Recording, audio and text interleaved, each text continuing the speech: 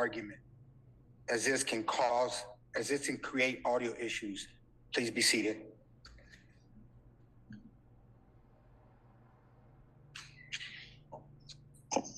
Thank you, Mr. Cortez. Good afternoon and welcome. We're here today to hear oral argument in a petition for review of 2 permits for carbon injection and sequestration wells under the Underground Injection Control Program. The petitioners are Andrew Lenderman, Ben Lenderman, Floyd Lenderman, and Jesse Lenderman. The permits were issued by EPA Region 5 to Wabash Carbon Services under the Safe Drinking Water Act. We'll start with a few logistics. We have allocated 40 minutes total for this argument, and we will proceed as follows. The petitioner will go first. We've allocated 20 minutes for petitioner's argument, and council may reserve up to 10 minutes of that time for rebuttal. Second, we'll hear from the permit issuer, EPA Region 5, which has been allocated 15 minutes, and then we'll hear from Wabash Carbon Services, which has been allocated 5 minutes. If the petitioner's reserve time for rebuttal, we will hear that last. The clerk of the board will keep track of time. We have a court reporter here today who will be preparing a transcript of today's proceedings. It is critically important that the court reporter be able to hear everything that is said, so we'll ask counsel to please speak clearly and directly into the microphone. And sometimes that means you have to lean in a little bit. The completed transcript will be placed on the board's website under this docket for this case. The purpose of oral argument is to assist the board in our deliberations of this matter. As provided in the board's order scheduling this oral argument, we would like council to focus primarily on whether Region 5 erred in approving a 10-year post-injection site care plan. It's safe to assume we've read the briefs and we're familiar with the record in this matter. So now we would like for each of the council to introduce yourselves. Please state your name for the record and who you represent. And for petitioner's counsel, if you could, for the record, state how much time you're reserving for rebuttal. Yes, Your Honor. Shane Harvey here on behalf of the petitioners, the Lendermans, and we have reserved 5 minutes for oral argument. Thank you. Rebuttal, excuse me. Thank you. Hi, good morning, Judge Amy Rosemanor, Amanda Urban on behalf of EPA Region 5, the permit issuer. And I have with me today Katie Spiedlieri, EPA's Office of General Counsel. Hi, good afternoon. I'm Carrie McGrath for the Wabash. Okay, counsel, please make sure your microphones at the tables are turned off for the rest of the argument. And Mr. Harvey, when you're ready, please begin.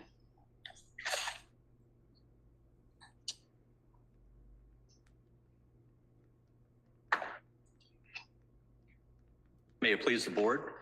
Good afternoon. Again, I am Shane Harvey here on behalf of the Lenderman family, the petitioners in this matter, some of whom I believe are joining us by Zoom today, and they've asked me to convey their appreciation for the board granting oral argument in this case. They greatly appreciate it, as do I.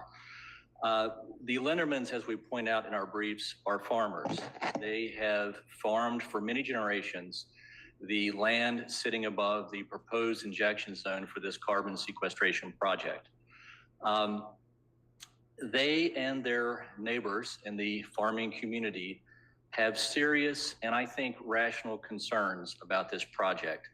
And we don't mean by suggesting that the EPA was insincere in its efforts. We're not saying that. We are not saying that the permittee was insincere in its efforts. But I think their concerns are rational because this technology is just so new. I think the permittee suggested in its brief that this is a tried and true technology with a long history of success. That is just not the case. Mr. Harvey, can I ask you a question? Yes. In your petition, you have said that there is no indication in the record that the information and analysis that needed to be completed under the regulation was done. Can you explain how that is with the amount of information that is in the record for the revised PISC plan, the area of review document, and the revised permit narrative? I can, Your Honor. I'm somewhat handicapped because our case is that there is an absence of information in the record. But we think our duty under this board's, or EPA's duty rather, under this board's decision in the Future Gen Industries case is to adequately explain its rationale and support its reasoning in the record. When we look at the record, we don't see that explanation. We don't see their rationale. We do see some information submitted by the permittee, Wabash, suggesting that all 10 factors under this rule have been examined and there's substantial evidence of each, but we see nothing in the record where EPA says that it agrees, that it found the information to be substantial. The requirement under the rule, 146.93, Your Honor, is that there must be substantial evidence in the record that there will be no endangerment to underground sources of drinking water. EPA does not make that explicit finding that there was substantial evidence of each of the 10 criteria and approve compliance with the rule. So under your view, I want to just make sure I'm clear on this. What exactly did the region need to find that it did not find in your view? I think the region was required to expressly walk through each of the 10 categories of information required by the rule and explain how there was substantial evidence of each that had been submitted by the permittee and how each of those 10 elements of evidence met the requirements of the rule, how each of those 10 elements had been met to show that there was substantial evidence demonstrating that there should be a deviation from the rule's normal requirement of 50 years. I don't see that done. And let me say this, that the EPA does know how to do that. If the board will look at attachment 5 to EPA's response brief, there was a technical review letter. Earlier in this matter, the permittee had suggested a 4-year period for post-injection site care. The EPA looked at the information that was submitted, walked through the factors, and said, we don't find this sufficient. It is deficient in the following ways. So they know how to do it. Can we go back to for just a second Yes. to what you're saying that the regulation requires? Is it your position that the regulation says that the region needs to go through every one of those factors that are in, or that they need to review the presentation of those factors from the permit applicant and then make a conclusion that a shorter duration PISC plan is appropriate and will not endanger underground sources of drinking water? Thank you for that question, Your Honor. I think it allows me to clarify something that was raised in the briefs. We are not suggesting in any way that the EPA has to gather data or conduct analyses. Just to be clear, there was some dispute in the briefs on that point. The rule clearly says that the owner or operator submits the data and the information.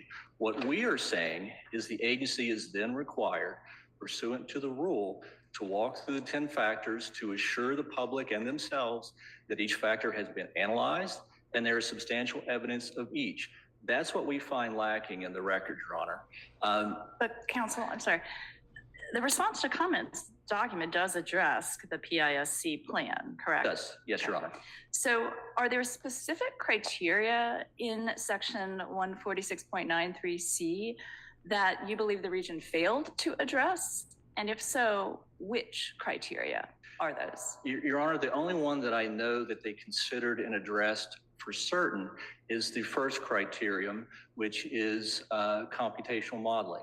In response to comment 10 in the record, you will see that they specifically said, we've looked at the modeling and it appears to be on point. They don't discuss the other 9 factors.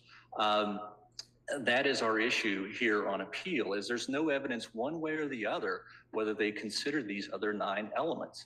And I think— Can I stop you there? So some of the other elements, do relate to issues such as, the conduits, right? And what are the pathways, fractures. There's a lot of information in the response to comments about the computational model, and I didn't see any challenge in your petition to the inputs or the assumptions in that model. The region focuses in the response to comments on the lack of faults, fractures in the confining zone, So I just want to make sure your position is they've only established a rationale with regard to one criteria. Is that correct? That's what they explain to the public, Your Honor, is only that one. To the extent they address the other 9, we cannot tell that. The public cannot tell that. EPA, after the fact, does a admirable job, I would say, of combing through the record and trying to show that these topics were addressed in some fashion, but it's unclear to us, even though they were talked about, whether EPA found that the evidence for each of those 9 criteria was substantial as required under the rule, and that each of them merited a deviation from this rule, which is very important, by the way. This technology is very, very new. And because of that, the EPA was careful in establishing the longest monitoring period I've seen under any regulatory program, one of 50 years. So to deviate from that, I think there's a reason the rule refers to as substantial evidence. And I would also point out that the notion that this technology is tried and true is just not the case. Just this month, the only other project that's been approved for carbon sequestration had a leak, and stopped injection was halted by the permittee, Archer-Daniels-Midland. If the board wishes, it can, after the hearing, Google the words Archer-Daniels-Midland and leak and see that this technology is not tried and true. But counsel, the regulation, it's true, there is a 50-year default, but the regulation, the preamble to the regulation makes very clear that it is up to the expertise of the permit issuer to ascertain, based on site-specific parameters and variables, what the appropriate period should be, correct? I have no dispute with that whatsoever, Your Honor. What I am saying is the record is absent with facts that demonstrate that the agency walked through each of those 10 criteria and found that each had been met, not just met, but met with substantial evidence. That is totally absent from the record. That is our case. Mr. Harvey, can we just for a second talk about what is in the response to comments with respect to the ultimate conclusion that the region is required to make?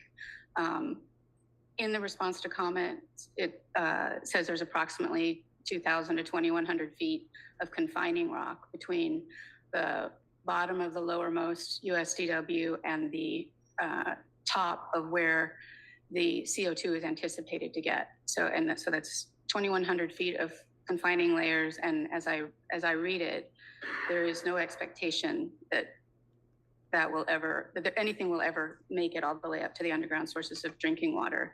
And the region did determine that. So why is that not enough for the region to conclude ultimately that a 10-year time frame to not pose a risk of endangerment to the USDW? It may be, Your Honor, but the point is they did not show their work. There could have been similar facts present in the Archer-Daniels-Midland case. The point is, EPA has to wrestle with the facts. They have to look at the facts you just mentioned, the amount of rock between the different strata, and they have to show that there's substantial evidence, given all the criteria in the rule, that this will be safe and that something less than 50 years is appropriate for monitoring purposes. Counsel, you talk a lot in your briefs about the lack of site-specific data. But in the response to comments and the various other record documents, the region points to various places where the permittee addressed the factors in the regulation in paragraph C using site-specific information. So did you address those responses that the region laid out in your briefs? And if so, where? In part, we did, Your Honor. We did not comb through the record and find every instance of site-specific data and challenge that in some way.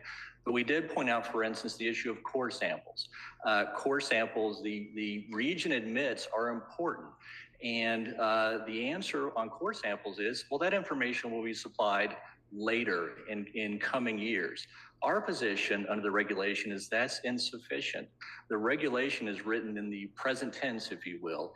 It talks about information that is necessary to approve a deviation from the 50-year period on the front end. Specifically, the regulation says, at the director's discretion, the director may approve in consultation with EPA an alternative site care timeframe other than the 50-year default if the owner or operator can demonstrate during the permitting process that the information is submitted or is appropriate.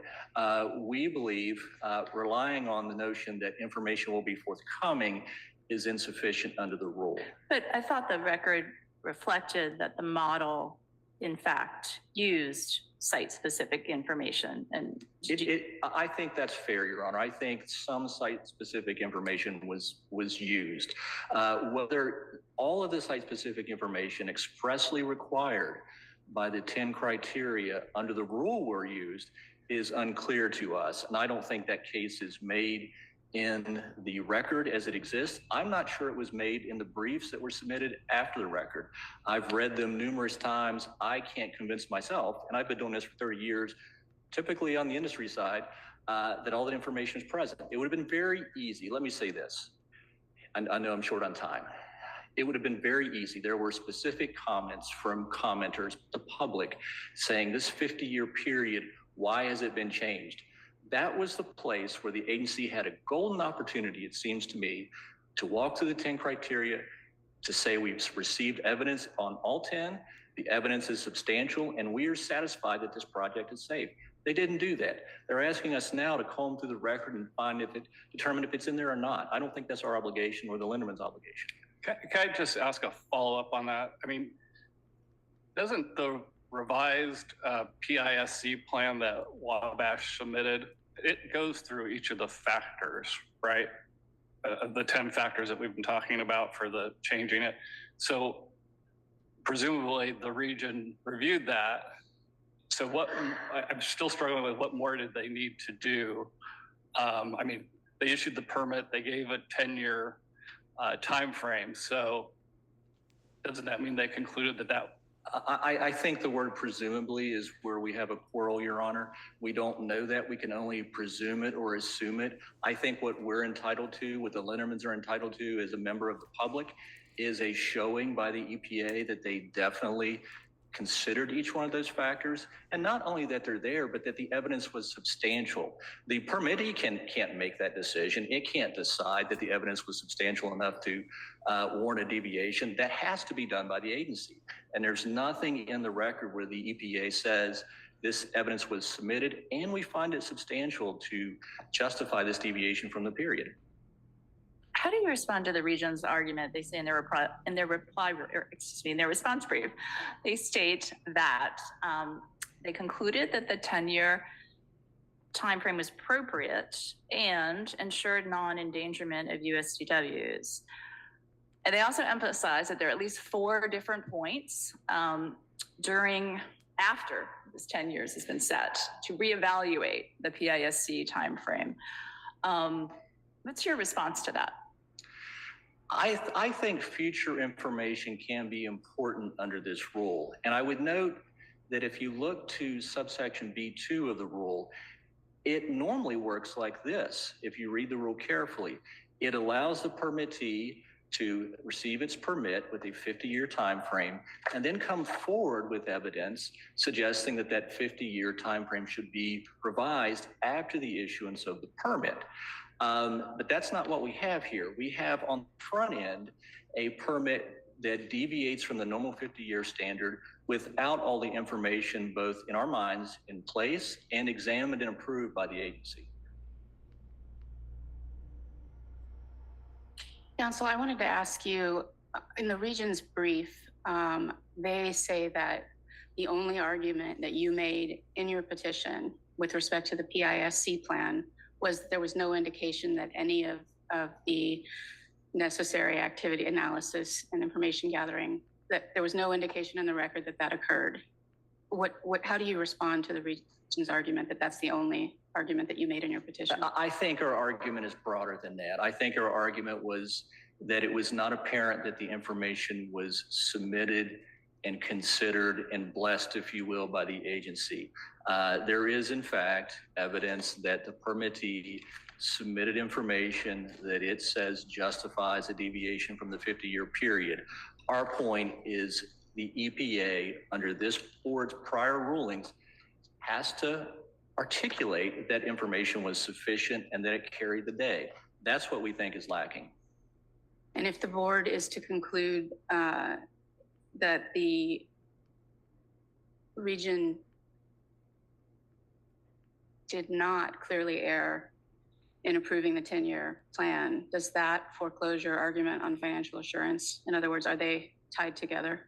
I'm sorry, Your Honor, foreclosure argument on what? On financial assurance, that the financial assurance is insufficient for the PISC plan. If we determine that the 10-year plan is appropriate, then your financial assurance argument goes away as well. Is that correct? I think that's true, Your Honor. I think they are tied together. The period of financial assurance has to match the period of post-injection site care. I would concede that. Okay. Counsel, you don't mention your APA argument in your reply brief. Are you dropping that argument? We are not dropping it, Your Honor. It's not the focus. I will concede that of our case. I think if you have violations of NEPA and violations of the Safe Drinking Water Act, APA arguments flow from that. But as you saw, it was a paragraph in our initial brief. It's not our focal point. Okay, I just wanted to clarify. All right. Thank you very much, Mr. Harvey. Yes, thank you, Your Honor. We will now turn to Region 5. Mr. Cortez, can you tell us how much time we went over? An additional 3 minutes. Thank you. Sure. So we will add 3 minutes to the respondent's time. Yeah.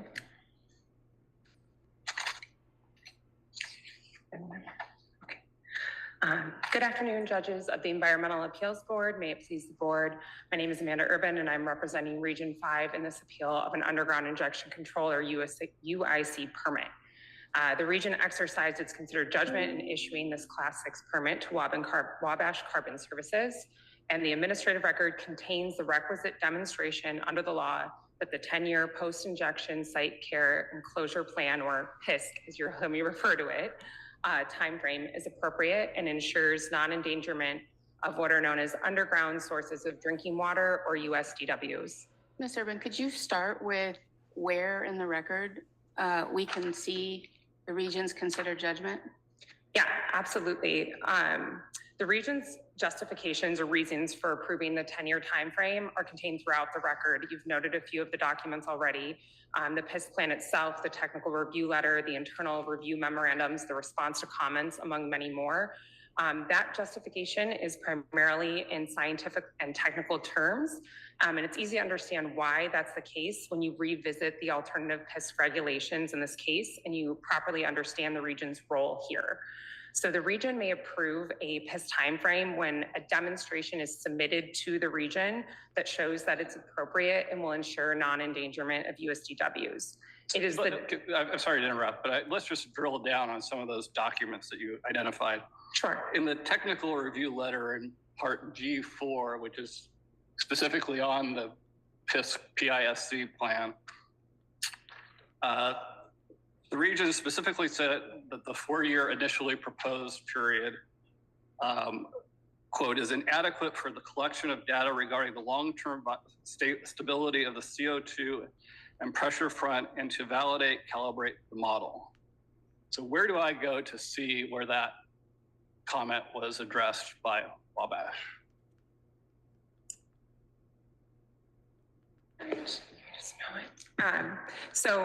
If I'm looking at the correct part of the TRL, it then goes on to reference figure 13 on page 22 of the area of review narrative. So if you take a look at Wabash's revised submission of the area of review narrative on page 22, you can see exactly how that was addressed. And I actually think this in particular is a very helpful simplistic summary form of the region's considered judgment here. So this resubmission graph shows the extent of the plume growth, and it shows that the modeling determined the plume would continue to grow for the first 22 years. So that's 12 years of injection and then 10 years post-injection. And you can see how that graph just levels off. So the region did not just look at the— I think I'm not looking at the place that you've identified. Can you tell us where to find it again? Yeah, I'm so sorry. Page 22 of the revised area of review. which is what's referenced by Judge Avila's portion of the TRL. Wait, so Counselor, what you're saying in response to Judge Avila's question is that page 13 of the TRL, section G 1 through 4, titled Post-Injection Site Care and Site Closure Plan, has 4 objections or noted deficiencies. Mm-hmm. And you're saying that page 22, the graph, addresses all 4 of those? No, sorry, the one that he pointed to. He had asked about number 4. Okay. And so number 4 is a reference back here. And I do think this is an important point here in the record to look at, because it shows that the region considered all points in time for the PISC. The region considered what a PISC would look like year 1 post-injection all the way to year 50, which is the default in the regs. So it wasn't as if the region only looked at those first 10 years post-injection. Data and modeling was done the full 50 years out. I'm sorry to interrupt, but I am looking at the original AOR at page 21 to 22, and it appears to me to be identical to what's on pages 21 and 22 of the revised AOR. I apologize, as I don't have the original in front of me at the moment to look at.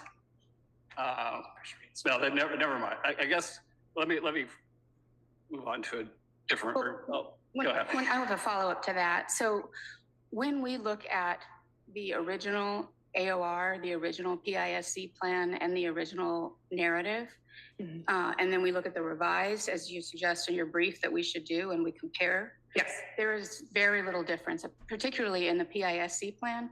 The only difference between those 2 documents is that the number 10 was changed to the number 4. Is that correct? They're dated the same title. They're virtually the same except for that number change. Is that correct? No, that shouldn't be the case. The differences that do exist are material and important and go directly to the criticisms that the region made in the TRL. So specifically to the statement by the region that a 4-year PISC would be an inadequate amount to collect data on the long-term stability of the project and to validate and calibrate the model. Where is the response that explains how many years are necessary to validate and calibrate the model, or the response anywhere that says that 10 years is an appropriate place? So that's the response is within the data itself. And so that's where it is more in a technical and scientific language, as I was saying. And so the response is shown by the graph here that demonstrates that the mark at which stabilization will occur is that 22 years, the 10 years post-injection. Whereas at 4 years, you can see that the graph is still climbing. I'm sorry, but the technical review letter says, figure 13, page 22 of the AOR narrative shows that the model does not predict asymptotic front readings until after year 20, and it shows growth in the modeled front through year 62. Please address these issues in order to further support a PISC period of less than 50 years. Yeah, so one other place we could look to would be Wabash's response letter to the TRL, where they provided a narrative response as well as resubmissions to the TRL. Is this the one that was characterized as being 190 pages of analysis and explanation? I am unsure if it would have been characterized that way. I don't recall the length of Wabash's response off the top of my head, but they did address quite a few technical issues in that response. Is this AR 71?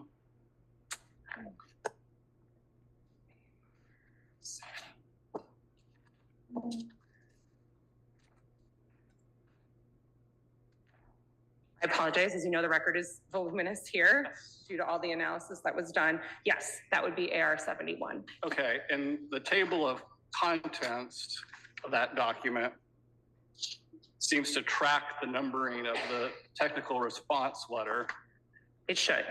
And I get to G, which is post-injection site care plan, G1, G2, G3, G4, all on page 95.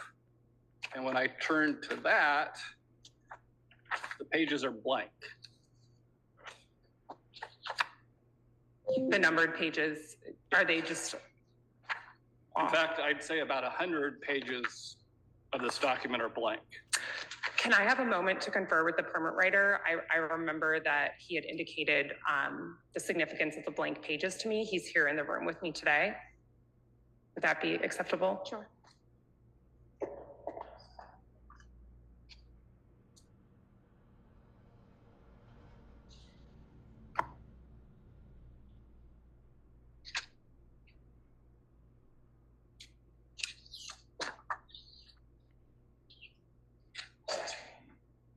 Thank you. The permit writer indicated to me that the blank pages signify that the issue was addressed by the resubmission or the modified submission, and that a narrative response was not necessary. And so in those instances, Wabash had felt that their resubmission and the rerun of the model had adequately addressed the issue such that they did not need to provide a narrative response, but wanted to provide a blank page to indicate that. And this was conveyed to the permit writer through the email that was submitted. So I looked in the other three documents, the PISC plan, the area of review document, and the narrative, and I could not find where anywhere where the permit writer addressed a question of, well, first of all, I think figure 13 did not change. It was identical, and I don't see any response to the amount of time that it would take to modify, to validate and calibrate the model. And I don't see any indication of where 10 years post-injection is identified. Thank you, Judge Rosenor. While the graph may not have changed, I think it's the resubmission changing from 4 to 10 is what's significant. So here the permit writer in the TRL is saying that 4 isn't adequate because the pressure front is still building, which is what the graph shows. If you look at 4 years on that graph, the line is still clearly going straight up, meaning that the pressure front and the plume are expanding. And so the permit writer said, you have to resubmit your demonstration for a time that is supported by the results. And so when the permittee resubmitted their demonstration, albeit with maybe this same information here, now proposing 10 years, that was supported by their modeling, because you can see in the graph that 10 years post-injection or 22 years from the beginning of injection is where the pressure had fully dissipated and the plume growth had ceased, such that we have that stable line of non-growth from year 10 all the way to year 62. Sorry, go ahead. I wanted to know if you can show me where the region explained that in the record.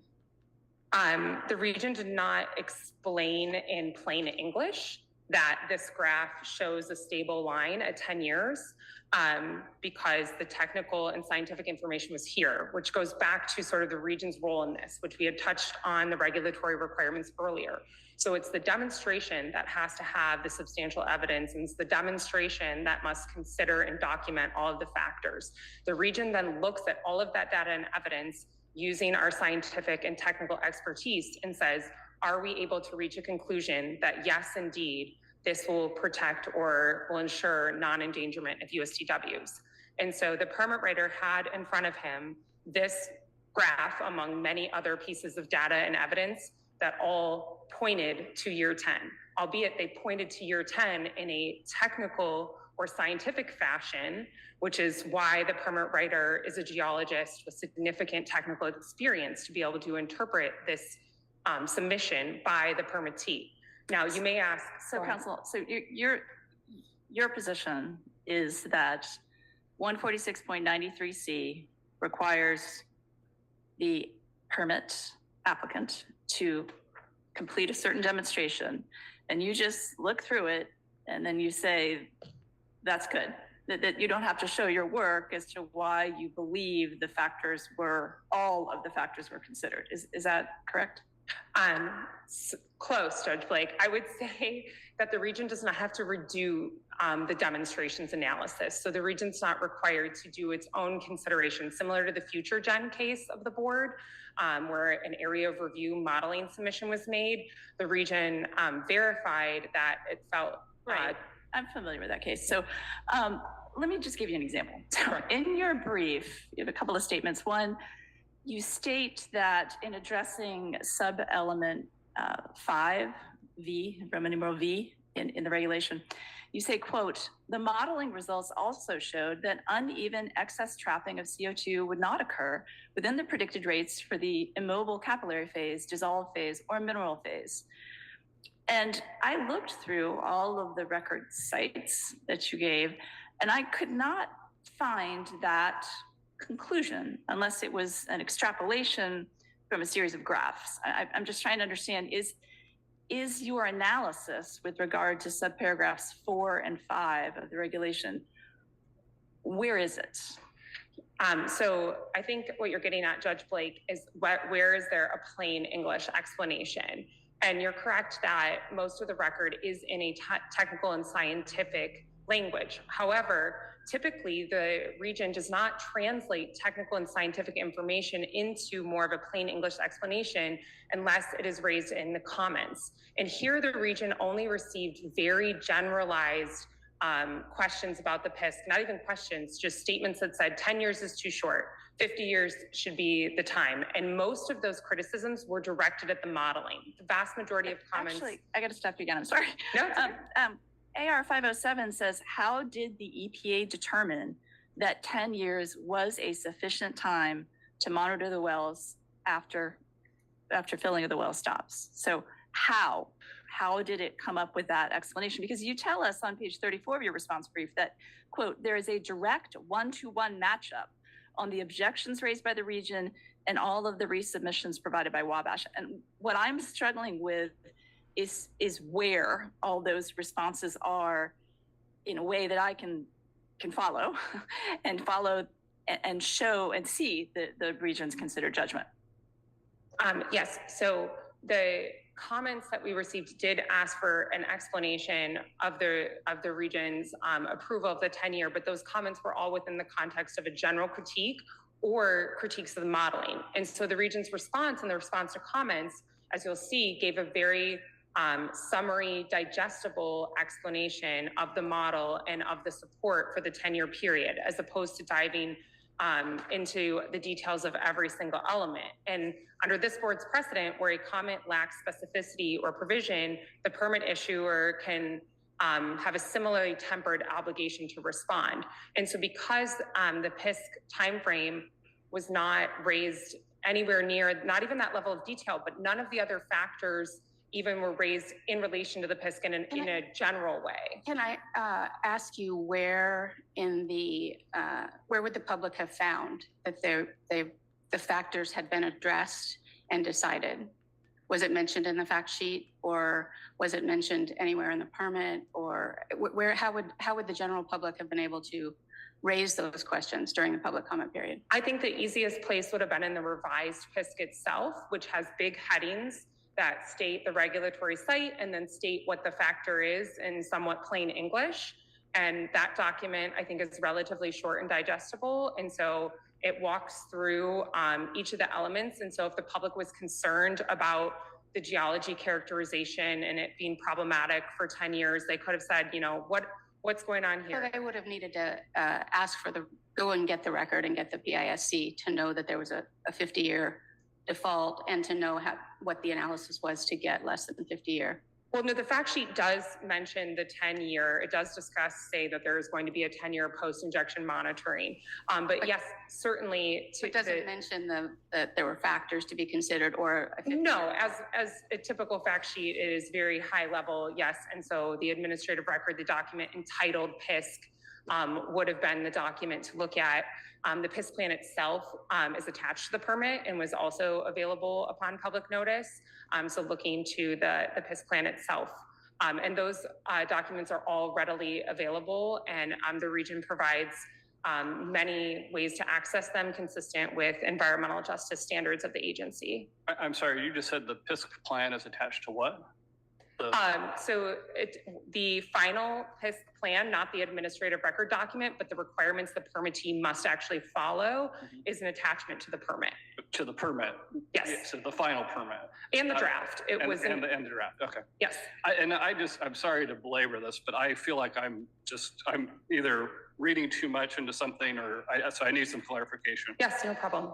The technical review letter again says the model doesn't predict a word I can't pronounce, front readings until after year 20, and it shows, and this is the part I'm struggling with, and shows growth in the modeled front through year 62. So that to me sounds like the plume is growing through year 62. And it says, please address these issues in order to support a PIS period of less than 50 years. Yeah, so I think that the first part, there's two pieces there. So doesn't predict the asymptotic pressure readings until after year 20. That's what we talked about, how the growth continues until 22 and then flattens out. The second thing that's being addressed there is it shows growth through 62. That would be this little uptick that you see at the end here on the graph, I believe. And the caption here on figure 13 addresses that uptick and explains it. And so if you look... Sorry, let me get to... No problem. And I've got figure 13 in the final. Yeah, so there's two places here that's addressed. That the caption here explains that the late uptick in the plume radius after stabilization is due to coarseness of the outer grid cells. And Wabash, in their response to the TRL on page 79 of that, did specifically address this issue, and I'll just quote it so you don't have to turn to it. But Wabash stated that the increase in the plume distance shown as occurring is due to increasing cell size away from the center of the model domain, and that these increases happen when CO2 concentration increases from 0.99% to 1%. And they went on to explain that slight uptick and why it was not actually an uptick in growth. So could you explain that in plain English? What does it mean that the cell size is getting larger? Yeah, essentially what it means is that the model has a threshold where the CO2 is so minimal that it's almost undetectable, it's non-significant, and that threshold is 1%. And so it doesn't actually even record a reading below that, but then once it hits 1%, it triggers a recording in the model, and so it looks like a growth, but it's actually just a change from 0.99 to 1%. And that's what Wabash's response here says in a way that a technical and scientific permit writer easily would understand. So is it fair to say that at the periphery of the model, it's not as exact or not as, you can't tell what's going on at the periphery of the model? No, not at all. You can tell exactly what's going on.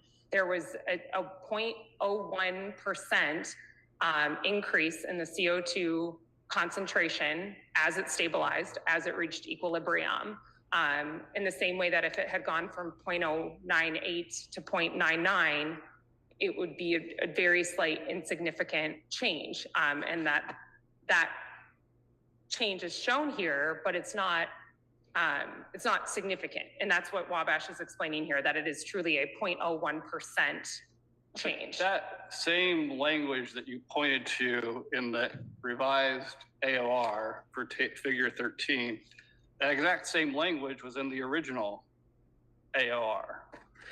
The caption? Yeah. Right. So it was explained there in a sentence, and the TRL was saying, give us more, explain more. The caption says this, but this uptick is concerning to us. We want to make sure there's not a growth occurring here at the end of this 62 years.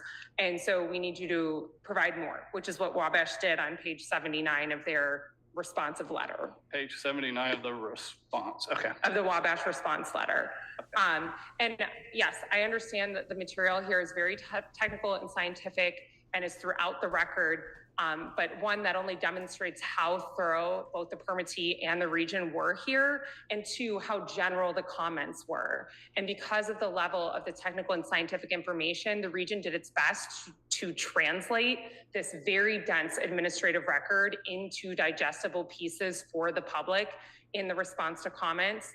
Council, can we actually talk for a moment about comment number 10, response to comments number 10? Sure. So comment 10, the region's summary of that says numerous comments were received regarding the adequacy of the post-injection period, the site closure process, and what happens after closure. So, and in your response, you state that the results, quote, the results of the computational modeling demonstrate that the WCS carbon dioxide plume and pressure front will become stable vertically and horizontally 10 years post-injection period. Therefore, EPA has established an alternative PISC period of 10 years post-injection. And then the response states, based on these factors. So how did the region determine that 10 years was sufficient in light of the various factors in 146.93C1? That is because all of the data and evidence on those factors pointed to 10 years. So go ahead. I asked a clarifying question on that. So in one of the things that is supposed to be considered is the predicted maximum lateral extent of the plume, and vertical extent of the plume. And what we're seeing in the response to comments is the region determined that 10 years was when it was going to become stable vertically and horizontally. And we can maybe get into in a minute what the difference between cessation and stability. I think the reg says cessation, but the reg uses stability. I mean, the region uses stability. But so far you've pointed us to figure 13 as the reason for the 10 years. But I wanted to ask, when I look at the revised PISC, the narrative part of it, not the graphs, on page 10 and 25, the PISC talks about lateral stabilization 2 years post-injection. And when I look at the graphs, there are graphs for 0 years and 2 years. But I didn't see a graph that's reflecting 10 years post-injection. And if I looked at the revised AOR at 21, the narrative language there says the AOR is expected to reach its maximum lateral extent 16 years after injection, which would be 4 years. So we've got 0, we've got 2, 4, and I believe there's also in the AOR, it says the maximum lateral extent is reached at the end of the simulation period. And the region, they saw that and asked for, in the TRL, they recommended that this section is clarified regarding the timing of the maximum lateral extent cessation. So where is the clarification of when the plume will reach its maximum extent? So I think that's clarified in a number of ways. So yes, I think the figure 13 is incredibly helpful because it brings together both pressure and plume movement. So you've talked about a few different factors here, pressure being element, I believe 3, and plume growth being element 2 in the regulations. And both of those have horizontal and vertical elements to them. And so just because one portion might reach stabilization sooner than another, everything here is intertwined. All of these elements sort of impact and affect one another, such that if there is, for instance, the pressure dissipates 5 years post-injection, but that doesn't mean the plume growth ceases. So I'm not sure I'm fully understanding exactly which piece of that you're concerned about. I'm sorry. The part that I'm concerned about is that I see in plain language that the maximum extent of the CO2 plume lateral stabilization is 2 years. Another place it says 4 years. And one place it says at the end of the simulation period. And then figure 13 is what you're pointing to for 10. So we're talking in all of those instances that I gave you about the maximum lateral extent of the plume. And I don't know where to go to find the explanation that you were giving. Right. That clarifies. Yes. Yeah. So perhaps it's just me misusing terms here today. So stabilization, I don't think necessarily means cessation of growth, as you were pointing out. And so the graph is really what shows us where it's both stabilized and growth has stopped, such that the plume will stay in this spot, in this location for years and years to come. And so if you turn, you can see it. It's also helpful to look at the trapping results that immediately follow page 22 in the revised area of review. So if you look at those graphs, you can see each of the years charted for the reactions that will be occurring between the CO2 and the rock layers in the injection zone and the trapping that occurs.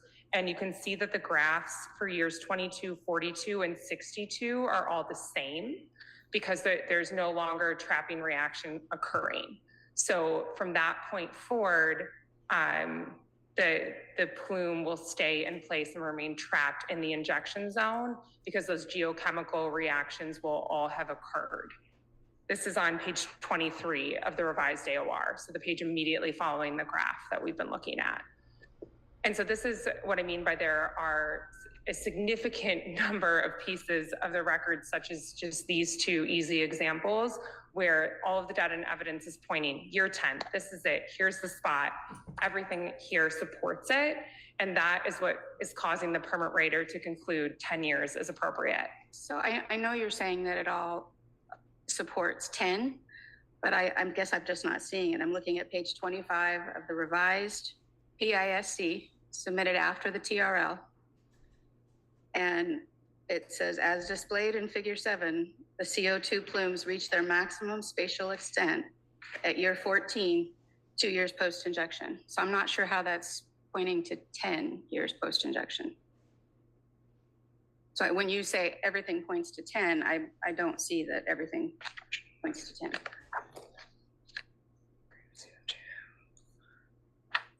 So this is a pressure front prediction as opposed to a plume movement prediction. So here, when we're talking about plume stability, it's with regard to the pressure.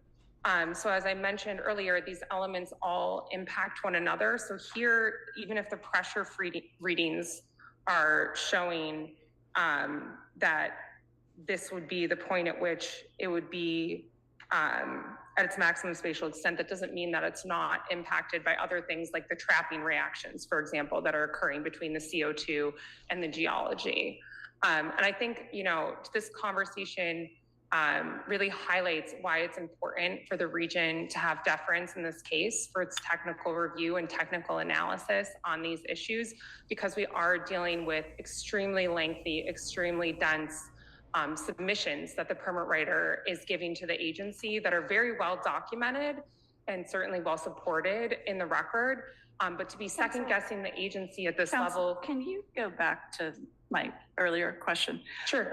So I was focused on the response to comments, page 18. Yep. And as I read it, there's sort of one fundamental sentence, which says that the plume and the pressure front will become stable vertically and horizontally 10 years post-injection. And then you say, therefore, 10 years is okay. And then you say the region says based on these factors. What factors? Just that specific point about the stability of the pressure front? And you said stability did not mean cessation. Is that right? Did I understand you correctly there? It doesn't necessarily. It depends on how it's being used. Here, I think it was meant to be used in a plain English way for the public. So yes, here this is us translating at a very high level, a very technical concept. And so the comments about the PISC had really focused on the modeling. People were very upset about the modeling and an inability to trust the modeling. And so our response about the PISC likewise focused on the modeling. But by speaking of the pressure front and the plume and the model here, it's also encompassing all of the other elements, because that pressure front and that plume prediction and the modeling doesn't work unless the characteristics of the geology are taken into account.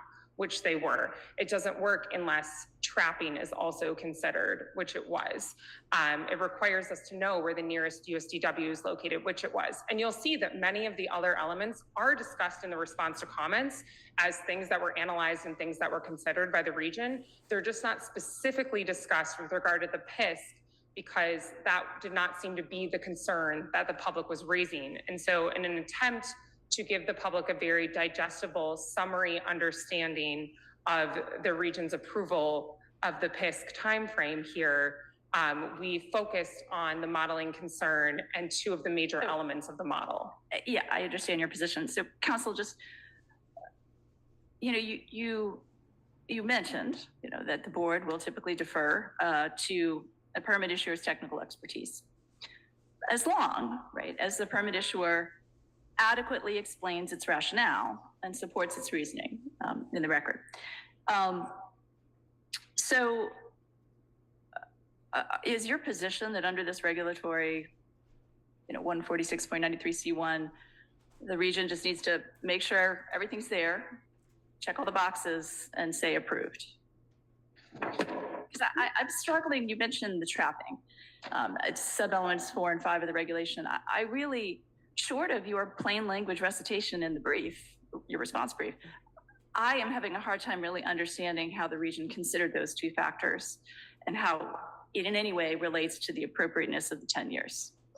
Yeah, thank you, Judge Blake. I think the issue here is that the regulatory scheme is very dense and technical in nature. So short of giving an academic paper on what exactly the regulations mean, the region was doing its best to interpret the data it was given without explaining the basic concept of what is trapping, when that didn't seem to be at issue here in this case. And so in the technical review, there was a focus on the substance of the technical information submitted and the back and forth that was had with the permittee to ensure that that demonstration was adequate. Certainly, I think it would have been helpful to have a more plain language explanation in the record, and that would be best practices going forward, but it's not deficient. And so here, the region was able to provide information on each of the elements through the demonstration, look at those and determine in our expertise that there was a conclusion to be reached that 10 years was appropriate. So you're just saying, if I look a little harder in the record, I will find a description of the site-specific processes that will result in carbon dioxide trapping, which is required by the reg, and the predicted rate of trapping in the various phases. Yes, I believe in our response brief, we provided the citations to where in the record those things are analyzed and were provided by Wabash, the permittee.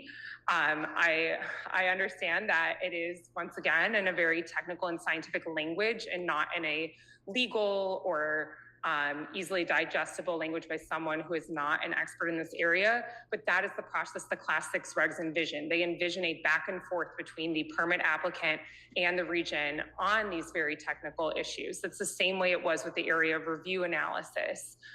It's the point at public comment is when it comes time for the region to take that and break it and distill it down into something that the public is able to digest and raise concerns about. And so I think there was plenty of notice to the public. It's certainly, the record has clear headings despite being technical in nature, such that the public could have raised concerns. Council, I have just another question. I just want to make sure I'm clear on everything that we should be looking at. Because you say in your brief on page 30 that an examination of the administrative record, including, quote, the multiple exchanges between Wabash and the region, end quote, shows that the region exercised considered judgment. What exchanges are you referencing there? Are you referring to, there was no citation in the brief for that point. Are you referring to AR 73, which is about 190 pages of emails between 2021 and 2023? Or are you referring to some other exchanges? That would be part of it. I apologize for the lack of citation. That would be part of it. I think the TRL, and as you noted earlier, the extensive response from Wabash to the TRL shows... Just to be clear, the extensive response to the TRL is AR 71, is that right? AR 71? I think With the 81. 100 blank pages, plus the revised PISC and the Right, revised AR. all of the revised, yes, all of the revised documents, including Wabash's formal response letter, along with all of the revised documents. It shows the region using that considered judgment. It shows that there wasn't just a rubber stamping here of a submission. It shows that the region did take a thorough look and did say, does the data support, does it not? The very fact that we rejected the original 4-year proposal is significant. And then that we did not approve until the region saw a revised submission that then was supporting the new proposed timeframe. But the revised submission did not change. The submission changed in the sense that it was supportive of 10 years. The modeling results did not support 4 years, but they did support 10. So the only thing that changed was the number. So all of the modeling results basically in the submission, the original submission, did not support 4. They supported 10 is what you're saying? More or less. I'm not sure about the exact number of changes, but I will take your word for it, Judge Rosemanor, if that's the only thing that changed. Yes, it's because all of the data and the modeling, the results had supported 10. As I noted, there were a few that there could have been arguments for a shorter time frame. For example, the pressure dissipating at 5 years. And so Wabash, tried to put forth 4 years and said, oh, well, look, 2 of the 3 elements support the 10. So I asked you about page 10 of the revised PIS. I'm sorry, I asked you about page 25. And you explained that was not the plume distance, it was the pressure front, I believe is what you said. On page 10 of that same document, under computational modeling results, it says the CO2 distribution around each well reaches lateral stabilization within the Potosi Dolomite 14 years after injection, 2 years post cessation of injection. Is that talking about pressure front or is that talking about plume size? Distance?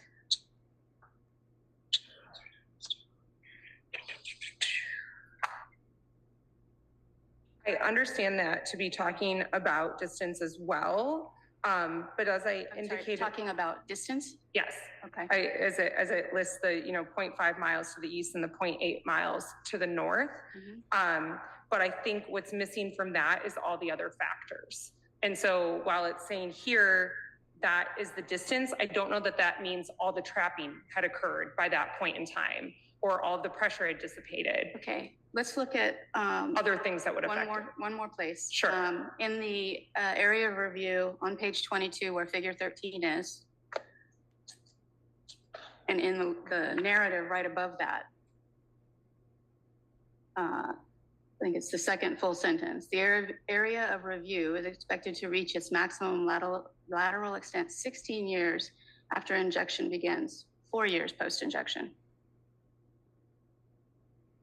And then you have figure 13, which you have said supports 10. Yes, so here they're using the technical term area of review, which is significant. So once again, I don't know that is necessarily indicative of when the PISC timeframe is appropriate.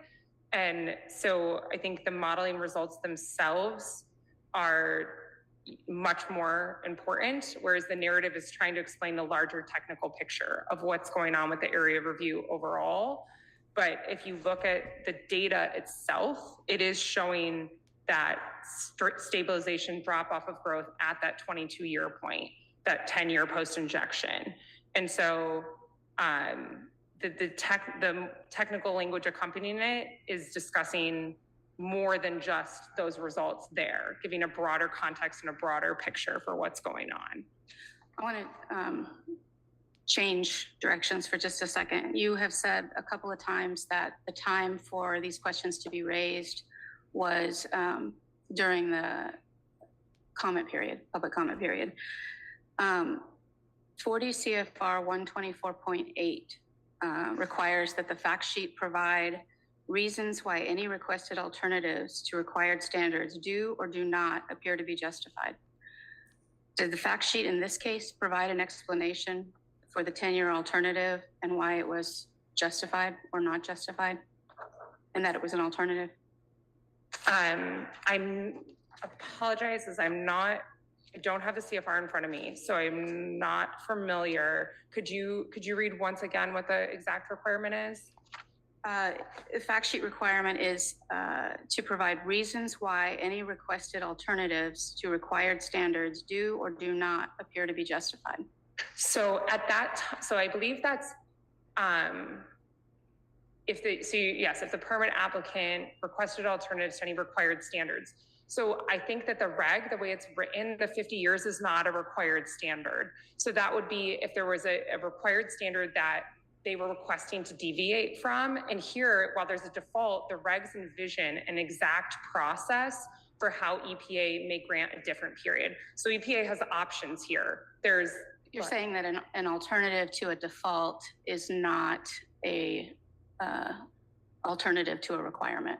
I'm saying it's not a request to deviate from a requirement, yes, because the requirement is to have a PISC timeframe and a PISC plan. However, you are allowed under the regs to have a 50-year or to have a different period if it is equally justified by the data. And so in this instance, EPA was given, the region was given significant data and substantial evidence to say that a 10-year time was actually scientifically appropriate as opposed to a 50-year time frame. Could you just summarize the region's interpretation of 146.93C in terms of the region's role in exercising its discretion to approve an alternative timeframe? Sure.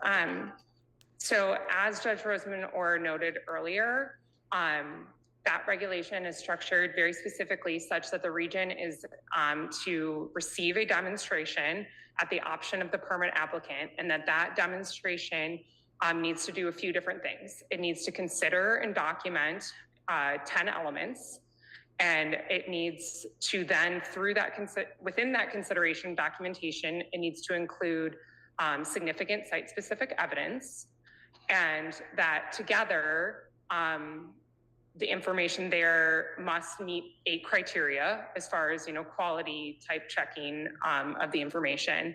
And that collective information must have substantial evidence to demonstrate that the project will no longer pose a risk of endangerment to USDWs after X timeframe, whatever the timeframe is that's being proposed. Here, it was originally 4, then it was 10. And so the region's role then is to review everything that is before it and to determine whether, in fact, the permittee has successfully demonstrated that there will not be a risk of endangerment to USDWs after that 10 years. And the region did that here. It exercised its considered judgment in reviewing. It pointed out several ways to the permit applicant in which their demonstration originally fell short. And why the data and evidence that was given did not actually demonstrate that 4 years would be appropriate, and said, come back to us and propose either new information or a timeframe that is supported by all the data and the evidence that you've given us. And so the system went exactly how it should have, and the permit applicant said, okay, we've looked at what you've said, and we think you're right. We think all of the data and the information that we gave you under those regulatory elements supports 10 years. And the region said, yes, we agree that it does, and therefore approved and incorporated the PISC plan here. And I think it's important to keep in mind when looking at this, the sort of standard, if you will, for administrative records. And the Seventh Circuit Court of Appeals has said that in reviewing an agency's action, it will look to the relevant evidence in the administrative record that a reasonable mind might accept as adequate to support the conclusion of the agency. And so here, the region's approval of the 10-year PISC timeframe meets that standard. It's more than adequately supported by the relevant evidence in the administrative record. And the Seventh Circuit has said that they will not reweigh that evidence. They will not second guess the fact finding or quibble with the agency's conclusions. And here, the region has done enough to meet that threshold and that bar, considering the regulatory standard that we are working under. Is it, in your view, has the region done enough to meet the standard that was laid out in a long line of board cases, but one was in Future Gen where we will defer to the scientific judgment of the region. And, if their reasoning and their rationale is clearly understood in the record and if they have indicated the facts they relied on. I think here, yes, Judge Roseman or the region has done enough. Despite it being very technical and scientific, you have thousands of pages before you showing all of the work that the region did to ensure that the non-endangerment finding was supported here, and did respond to generalized comments that were concerned about the PISC timeframe here.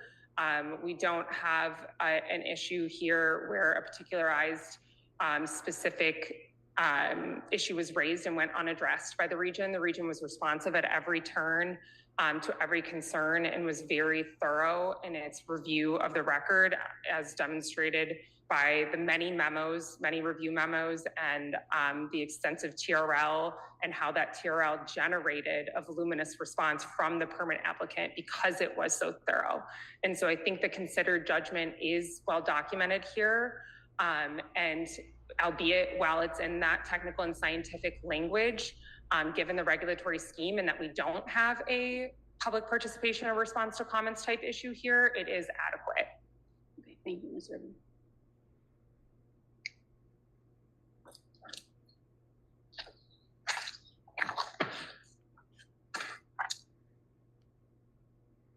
Okay, I think that's all we have for you now. Thank you. Thank you, Ms. Urban. Thank you. We will now hear from Counsel for Wabash Carbon Services.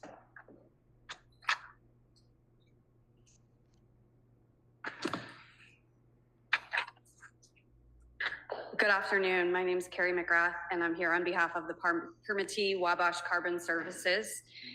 Just zooming out for a minute, this administration has repeatedly emphasized that carbon capture and storage is critical to meeting our nation's climate goals. But the EPA Class 6 permit process has been slow to get off the ground. This permit application process started over 4 years ago, and this lengthy time frame is very detrimental to making progress on the climate goals that we have. This permit will enable Wabash to sequester carbon dioxide that otherwise would be emitted from an ammonia production facility. And it will support a $2.4 billion investment to be funded with a $1.6 billion federal investment that will not only combat climate change, but will also increase food security. This permit has been touted by EPA as demonstrating that carbon capture can be deployed at scale in the United States. And so the success of this project and the vindication of the administration's policy turns on the prompt finalization of this permit. On that, does Wabash need any other state or local permits before it can start operation, or is this the only, once this permit, the UIC permit is finalized, are you ready to start operating? They would be ready to begin constructing the wells as the process laid out in the permit. Constructing the well, but would they be ready to operate? I mean, well, that would be a time frame that, as laid out in the permit, they would have to come back to EPA and get authorization for that. Okay. But are there other permits they also still need to obtain? Sorry? Are there other permitting? They have, as I mentioned, they have some federal funding, and there are some requirements that are associated with that they are in the process of obtaining and working through, but this is the main holdup, essentially. Petitioners seek to use here a procedural mechanism to stop the project, but they make no showing that the region's technical determinations were incorrect or that a 10-year PISC timeframe is insufficient. And I wanted to just emphasize 3 different points today. First, the 10-year timeframe is a floor, not a ceiling. Remanding on this basis would be premature given that the region has the ability to extend the PISC timeframe later in the process. Can I just follow up on that? Sure. How would the financial assurance work if after 10 years, it's determined, oh no, it's going a lot further than we thought. We need to monitor for 50 years. What happens to the financial assurance then? The financial assurance has to be updated annually, and so that would have to account for any changes in the permit. And so if the PISC timeframe is extended, then the financial assurance would also have to be updated to account for a longer timeframe. And that's all part of the many different inflection points in this permit process where the PISC period is reevaluated. That happens pre-injection, that happens during the operation of the project as the AOR is reevaluated every 5 years. It happens after the cessation of injection, and then it also happens prior to site closure. And so if at any point during any of those reevaluations, the data indicate that the 10-year timeframe is insufficient, then there would be an opportunity for the region, either on its own or at the request of interested parties, to require a longer PISC timeframe. And, you know, so this is purely a hypothetical issue at this point. Right now, the data supports the 10-year timeframe, and if it shows later after they collect more data that that's not sufficient, that can be adjusted. The second point I wanted to make is that nothing would be gained by remanding this to the region now to simply amplify its reasoning. It exhaustively sort of laid out in its brief the citations throughout the record based on the whole of the record that it determined the 10-year timeframe. And so it really would be to elevate form over substance to remand that based on this issue. Can I ask you a question about that? Yes. You began by talking about carbon sequestration generally and the push to do more of that. So we have not seen very many permits come through for carbon sequestration, and this is the first time we've seen an alternative time frame and not the 50-year default. So when you say nothing would be gained by remanding it to have the region better articulate its rationale, wouldn't there be something to be gained for the program generally and for future permitting that may or may not be coming down the pike? I think it would be a pure paperwork exercise to do that, and the detriment to the permittee of remanding the permit and delaying would be prejudicial to the permittee and really get in the way of something that this administration has focused on and prioritized. And, you know, I think, you know, we talked about the future gen case and deferring to technical judgment, but I think it's also important to note that even if the region maybe could have better explained itself here, there is no prejudicial error. There were no comments that referenced the factors in 14693C. There were no comments that took issue with the region's evaluation of any of those factors. And so the region adequately explained its determination proportional to the generality of the comments. And I just wanted to make one point, if I could, just a clarification. You know, the petitioners talked about ADM, which is certainly well outside the scope of this permit process. But I think just the crux of this appeal is an attempt to delay or prevent this project from going forward. That ADM issue is obviously not before the board, but it is kind of a signal that this process is working because issues were detected, they had to cease injection, and they have to address those issues. So it kind of is a signal of the checks and balances of the program. Council, I want to talk a little bit about the regulations and your perspective. In your brief on pages 22 to 23, you state that the regulations, and I quote, certainly do not compel the region to engage in the meaningless formality of ticking through and individually discussing in its response to comments each of the items listed in 40 CFR section 146.93C, end quote.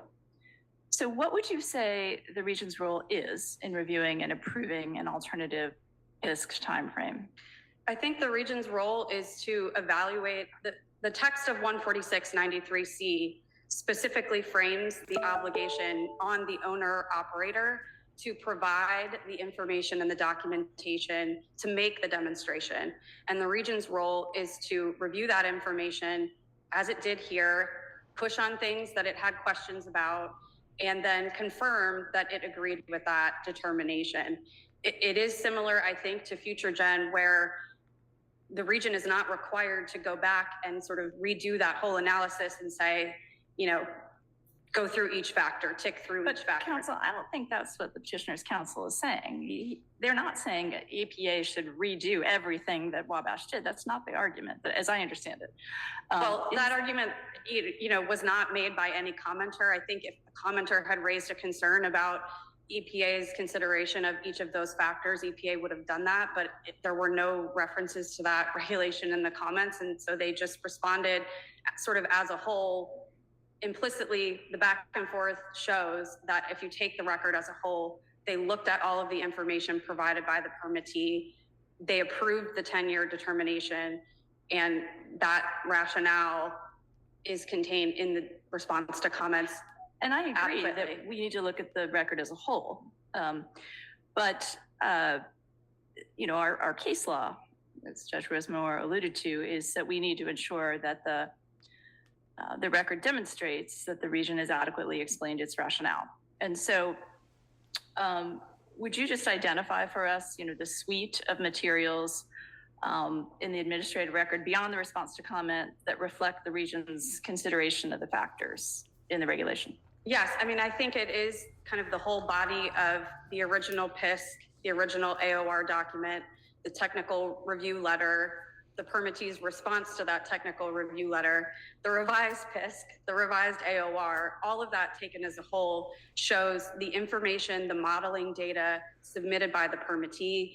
It shows the changes that were made pursuant to the region's comments, not just on the PISC, but in general, because all of that is sort of tied up with the computational modeling, which is important not just for the PISC plan, but the AOR as well.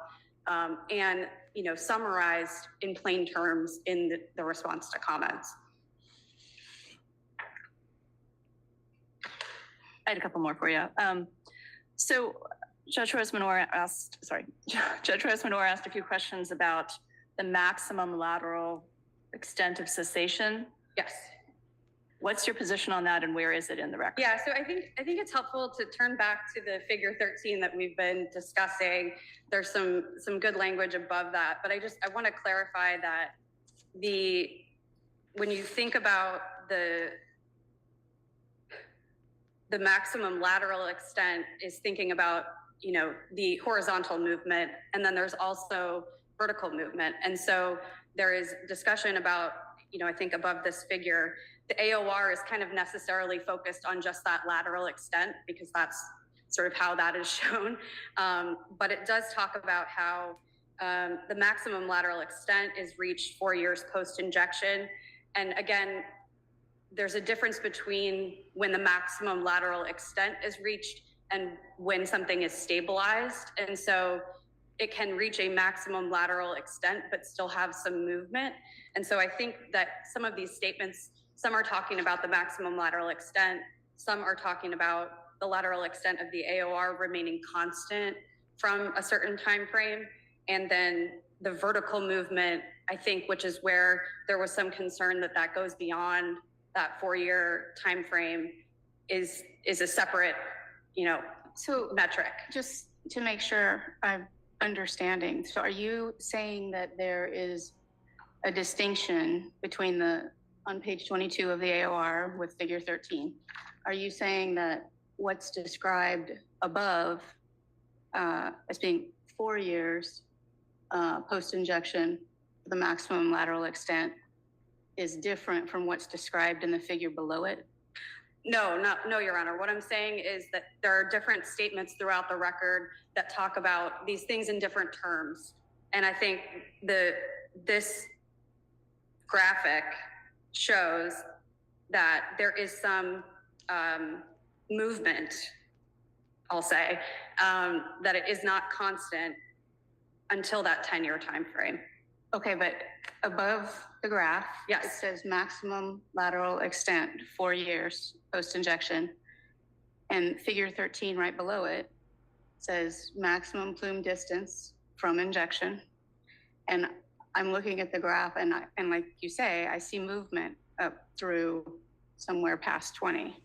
So to me, the statement that it's the maximum extent, it's 4 years post-injection, conflicts with the graph, which shows closer to 10 years post-injection? I think 10 years post-injection, well, first of all, I think the permittee thought there was a case to be made that 4 years was the point. Obviously, that was something that the permittee argued for, but I think EPA was concerned that there was still movement and that it was not, And not had just not movement, but stabilized. expansion, right? Because this figure is describing the plume distance. So- Yeah, it's hard on this graph because I think the coarseness of these cells, meaning like, again, it's 0.1, this 1% saturation level. And so a little bit of a tiny movement can cause the uptick. And so I think it's essentially stable after that point, but there is some movement on the graph. Do you think it's essentially stable after 4 years? 4 years, I think, is where it reaches the maximum lateral extent. And then I think it is essentially stable after 10 years. There's some movement between 4 and 10. So I may not be reading the graph right, but it looks to me like at 4 years, it's approximately a mile from injection. And at 20 years, it's about 2 miles from the injection. I think, yes, I think that it's kind of hard to see on this graph. I think there are this is the maximum lateral extent is expected 4 years post-injection. The model shows that there is some movement after that time frame. And I think that's why the 10-year period was insisted upon. So the model graph is showing different information than what is written above? I don't think that that's the case, Your Honor, but I might not be explaining it well. I had just 2 other questions for you. Sure. In addressing element sub 5V of the regulation, the region states, again, that the modeling results also showed that uneven excess trapping of CO2 would not occur within the predicted rates for the immobile capillary phase, dissolve phase, or mineral phase. Where in the record did Wabash make this demonstration and statement about there being no uneven trapping in any of these phases? I think that, so I guess if you're looking at the revised HISC, this issue comes up, it's essentially wrapped up in the plume migration rates. They're accounting for the CO2 trapping in each of those rates. What page would that be? Sorry, it's kind of, so it revised HISC, I guess, 11 and through 20.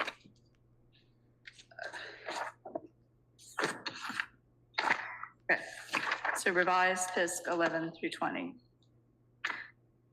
If I read that, I should be able to discern the basis for the statement that there will be no uneven excess trapping.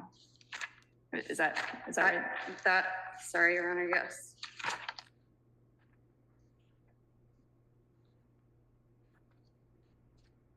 And I think that there's the development of the model, I think, as is reflected on page 28 of the revised PISC, that was used to determine the AOR, included site-specific trapping processes. So that would be an input to that model according to the revised PISC. And I think that that is where that would come from. It's an input to the model that was used in developing the model. Can I, Go ahead. sorry, do No, go ahead. what I thought I heard at some point, and correct me if I'm wrong, did anything change in the modeling when things went from 4 to 10? Or is it just that the model remained the same and people It's read the 2 graph differently? Your Honor, my understanding is that the model remained the same. I think the permittee went back and sort of checked all of the inputs, made sure that it was accurate in order to respond to the region's concerns. But the demonstration was changed from 4 years to 10 years. So the much discussed figure 13 didn't Yes. change from the Correct. From I the- think that there was some more explanation around that figure. Right, that Yes. actually doesn't track the right, well, never mind. In the, yeah. Yes, Your Honor. Very technical Yes. back and forth on that. but just, I want to just be clear. that Yes. Basically, it's the interpretation of figure 13, I'm oversimplifying it, but at least the model didn't change, but the interpretation of figure 13 changed, that it supported 4 years post-injection, i.e. year 16 on this graph. Instead, it should be year 22 on this graph, 10 years post-injection. Yes, I think again, an oversimplification, but the change was the consensus around when the CO2 plume and the pressure front would remain stable such that the PISC period of a 10-year time frame was appropriate. And the reason I asked is because page 21 of the area of review, it has, although CO2 plumes, et cetera, and then it says, and further plume migration occurs only incrementally throughout the PISC period. Well, that sentence remained the same from the original and the revised. So I was having a hard time figuring out what migration occurs only incrementally throughout the PISC period means, because in one document, the PISC period is 4, and in the next one it's 10, but that sentence remained the same. I think that there is saying that there is incremental migration. There is some incremental migration in the vertical, from the Potassi Dolomite to the Onoda Formation, and that occurs. I think if that's what you're asking. Yeah, thank you. Okay. I just had another question for you. Sure. So I just wanted to clarify Councilor Urban's position. So with respect to Wabash's response to the technical review letter that EPA sent to Wabash, as my colleagues noted, there are about 100 pages that are blank, and those pages that are blank because the answers to those specific questions are contained in the revised AOR, the revised PISC, or the revised application narrative. Is that correct? Yes, that's correct. And a lot of those were instances of EPA asking for adjustments, let's say, to the inputs or clarifications. And I think they made those adjustments. And so, you'll see in the PISC plan, and in the AOR, all of the images of the model results. In a lot of places, that's where they've kind of checked their work, and so it didn't make sense to have a narrative response if EPA's comment was, please label figure X. So let me give you an example. So on page 9 of the technical review letter, it says, quote, supplying data regarding the vuggy secondary porosity of the Potassi from other sites, e.g. logs, core data, et cetera, and directly relating them to the Wabash site will provide evidence that the assumptions made regarding the porosity estimates are valid. So do we need to look at the documents I just referenced and look at the graphs to ascertain whether that's been addressed, or is it going to be clear in commentary? I'm sorry, can you say again which one in the technical review letter you're talking about? Oh yeah, I'm sorry. It's I didn't tell you which paragraph. Paragraph D as in dog, 3I. And the second sentence about supplying data, it was asking just for some additional data. I'm just trying to get a sense of whether I need to we should be discerning information from the various graphs that have changed, or whether there's a commentary. It's as a whole, Your Honor. I think where it was evident from the graphs, there might not be additional narrative text, but in many cases, and I don't know about this specific example, but I think you would have to go back to the revised AOR to see how they responded to that one. Okay, thank you. Just follow up on that for a little bit. I asked the region about, in the TRL, also page 10D, but this time 6A, the region recommended clarifying the timing of maximum lateral extent cessation. And those, the times that I pointed out didn't change. So is there somewhere else that I'm going to find an explanation for why they didn't need to change? I think In the The record? explanation, unfortunately, again, which is very technical, is that the response, the computational modeling results, which are shown in those graphics, explains that. And that is, again, perhaps not a layman explanation, but that is where the permittee pointed the region to say, here's how everything works. So nothing changed in the documents. Wabash just explained to the region how the existing documents. No, sorry, I don't mean to suggest nothing changed. About that particular issue. I think that what the permittee did was clarify, perhaps sometimes, in the communications between them, but also documenting that in the computational modeling. But I'm not going to find, there's nowhere in the record that's going to say that or explain that. I think that the PISC plan and the AOR revised plans explain that in what I think the permittee thought was a clear explanation, and adequately responded to that comment.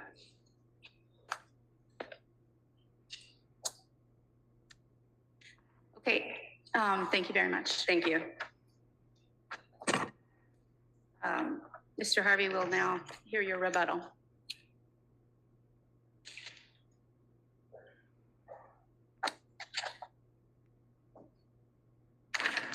And you do not need to feel like you're limited to 5 minutes. Actually, Your Honor, I'll make it easy. I have nothing to add. I think the board is clear. It's clear to me the board understands the issues. I have nothing to add with my remaining time. If the board has any questions, I'm happy to answer them, but nothing substantive that I have to add to what we said earlier.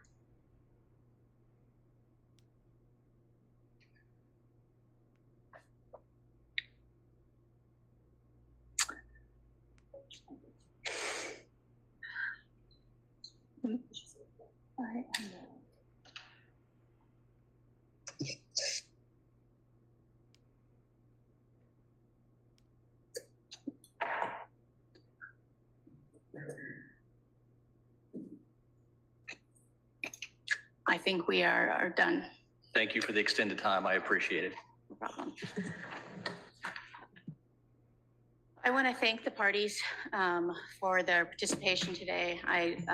We appreciate the time and energy that it takes to prepare for oral argument, and we are appreciative of the time and energy that you took. Today's proceeding will be helpful to the board's deliberations on this matter. The case is submitted. All rise.